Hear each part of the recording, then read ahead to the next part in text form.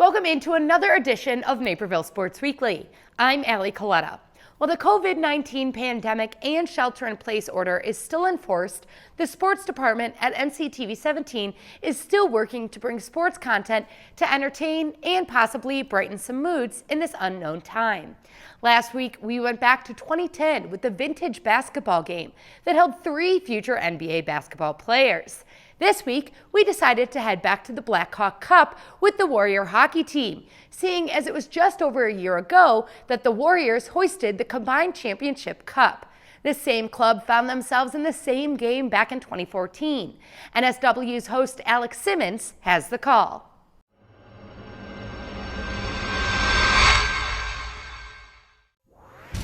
The Glenbard Hockey Club, led by goalie Joel Mayo, comes into the championship game as the 7th seed. Madhouse on Madison, the venue for this Illini West clash. Michael O'Hara had 2 goals for Bonzi in the Warriors' semi-win over Rockford.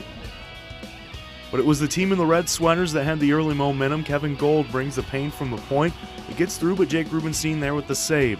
Later, more from Glenbard, another shot from near the blue line. Rubenstein's services needed again. Rebound snowballed as well, Warriors forced to clear.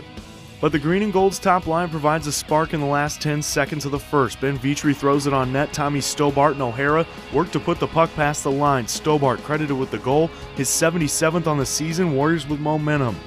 And that group would continue to work in the second. Ladies and gents, we got a new mayor in Dangle City. His name is Tommy Stobart.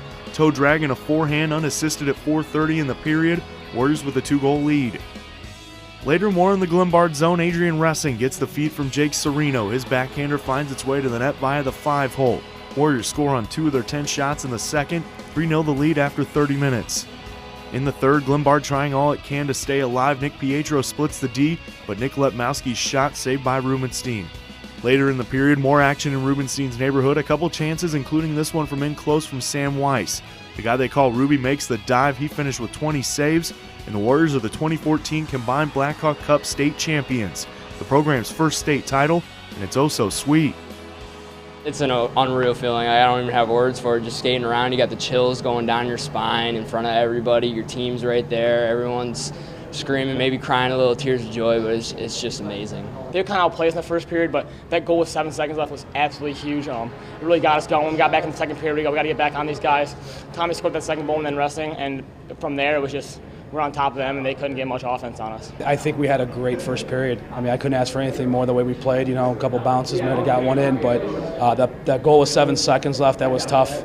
Like you said, you don't like to see a goal in the last minute, especially the last 10 seconds, but we didn't let that get us down. We just kept going the second period. They were just the better team in the second period. We were really too tight, and Glenbard came out. It's tough when you play a team 3, 4, 5 times a season. But that first goal at the end, that really opened it up, and then it seemed like after that, our confidence just kicked in, and we just started rolling. It's a great feeling coming out here. This atmosphere, it's crazy. All the fans rooting for you. I mean, there's a lot of expectations coming out here, but nothing like that you can talk about will ever be what it is experiencing on the ice where the Blackhawks play in front of all those people. Ever since we won Sunday, honestly, in class, Monday, Tuesday, Wednesday, I've had jitters in class, butterflies. It's just an amazing feeling.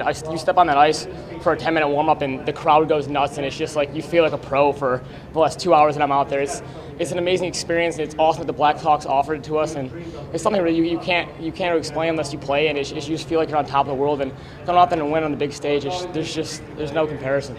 We did go into a little slump. We lost two or three games, and we just weren't playing as a team anymore. And then once January rolled around, new year, it was a new team, and we just started clicking again, started working as hard as we could. We set 3 goals for our team. We wanted to win the league championship, and then win state. And we came out and we did all 3 this year. I remember talking to you after that Stevenson game. We got blown out like 7-2.